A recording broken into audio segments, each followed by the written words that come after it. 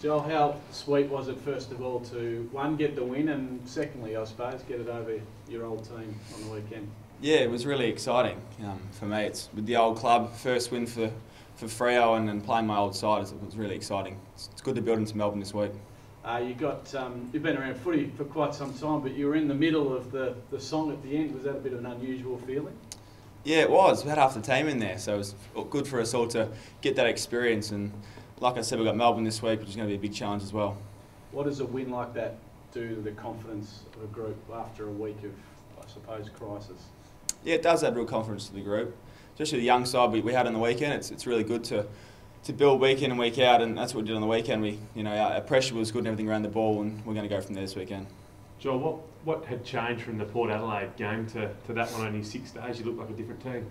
Yeah, we just changed a few things on the track. We got back to basics, focused on our pressure and our stuff around the ball, and we really seen that weekend. Our leaders really stood up, and the young guys coming really stood up as well. You played a great role down back all game, but that first quarter, intercept marking, where do you sort of rate that game in your career at the moment?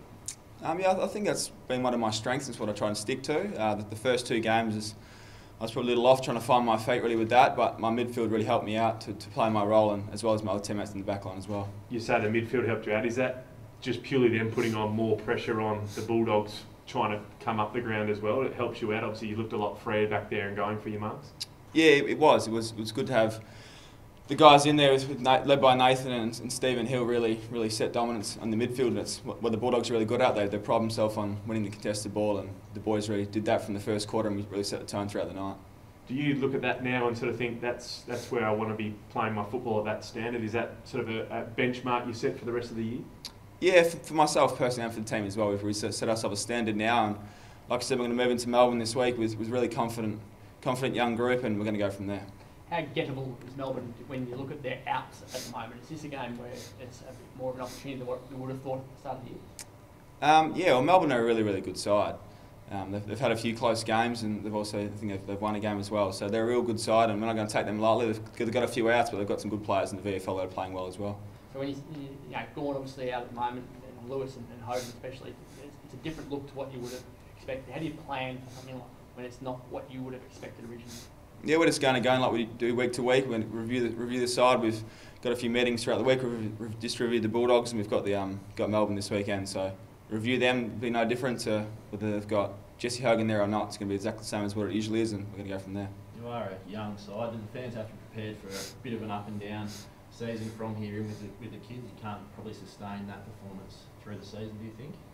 Yeah, I guess so. I guess when you say kids, I wouldn't really think we're that sort of young. We've got a really good sort of depth throughout our group. We've got good leaders as well, which really stepped up on the weekend. So it's a contribution from the whole 22. I wouldn't just say it's just the kids as well. Joel, do you miss Jono when he goes into the ruck? Do you miss him down back, and does it take a bit of shuffling to cover when he's not there? Yeah, yes and no. Like we've got some good young guys who've come in with Ethan Hughes as well, who really plays tall and small. Sort of good to see John up the ground as well, and he gets involved when he comes back and gets involved at the ground, which is really good. So you think it's something you could take forward into other games, him helping out in the ruck? Yeah, I think we can. It's not in my area to sort of comment where he plays, but I think John is a great player, can play all positions on the ground as well. Joel, you've got a feel for Harley Bennell, another setback for him? Yeah, it has been another setback for Harley. He's going to miss 9 to 10 weeks, I'm pretty sure, but he's a really resilient guy, and I've known Harley personally, and he's really working hard to get back out there. It's been a hard few years for Harley actually, but he's such a great player, and we can't wait to get him back. Does he just give some time away from the club or anything like that to freshen up mentally, or is he okay?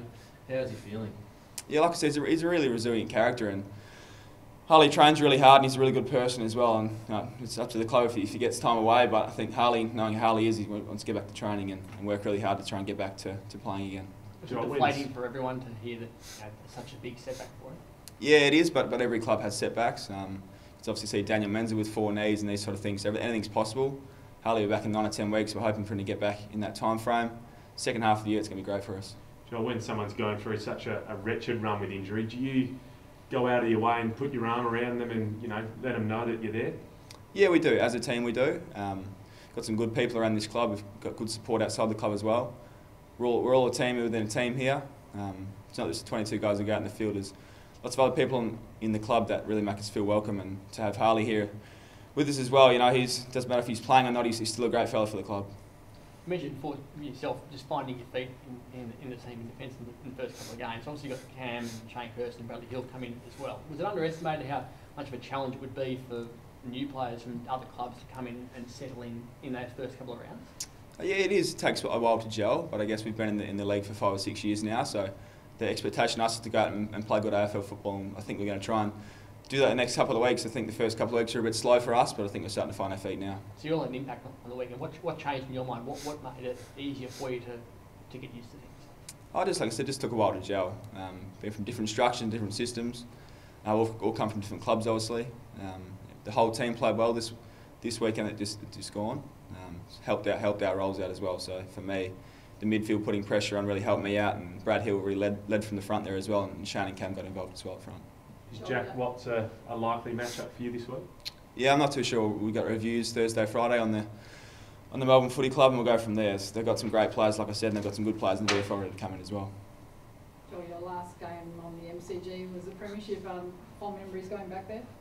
Yeah, it is. But back there to work and back there to get a win. You know, who knows what's going to happen in the future. I'd love to get back there at some stage. It's really good memories, but I'm just going there to try and get a win. Is there a secret to winning at the G? We found that West Coast seemed to struggle. Freo's performances haven't been too bad, but is there a secret, do you think, of winning at the MCG? I just think playing hard footy is the secret, really. I guess at the Bulldogs, I sort of got lucky with a few games there and won a grand final, but you know, it's sort of built on hard contested football. Like everywhere we play, we want to play the same brand everywhere we go. And just away in general, like the team didn't play well in that last away trip and struggled last year away more than at home. What's the key to getting good away form? Just like I said, we've got to gel together. As always, we are a young side. We've got some good leaders as well. We've still got to gel together. We've got new players in the side. I think we had 6 guys who've come into the team. So we've got to gel together. It's no different if we're playing at home or travelling away. We try and keep everything the same. The young guys are going to learn a thing or two when they travel away. It could be some of their first trips away, but it's really exciting for them.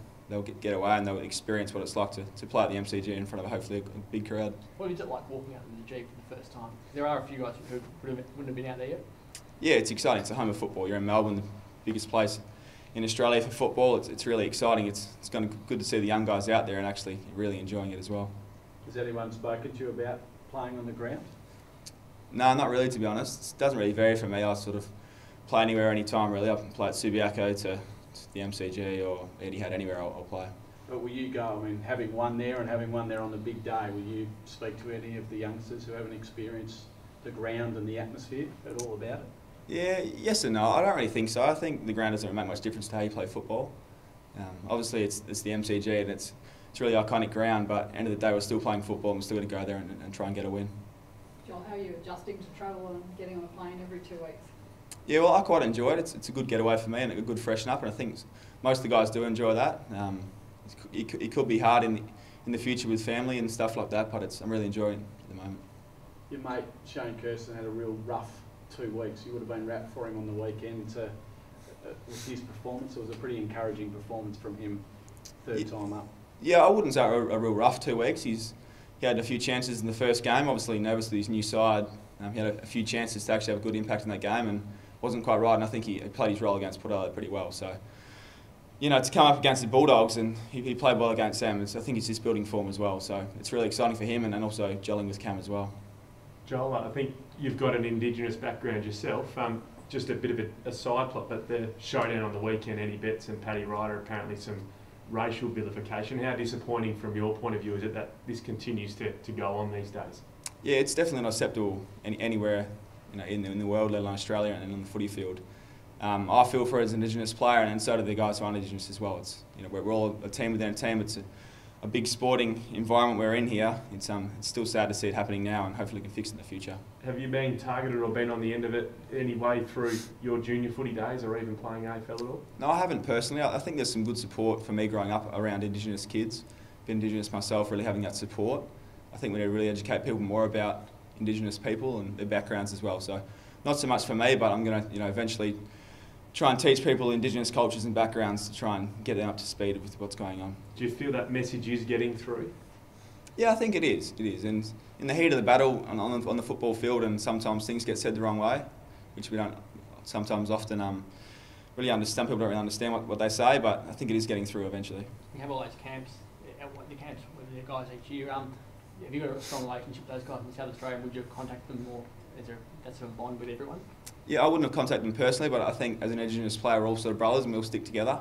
I think a few of the boys here would know the guys personally, but we're obviously here to support them, whether they're players or not. That tight relationship and the belief that you are bonding together, how important has that been for promoting the message and stuff that you are so tight?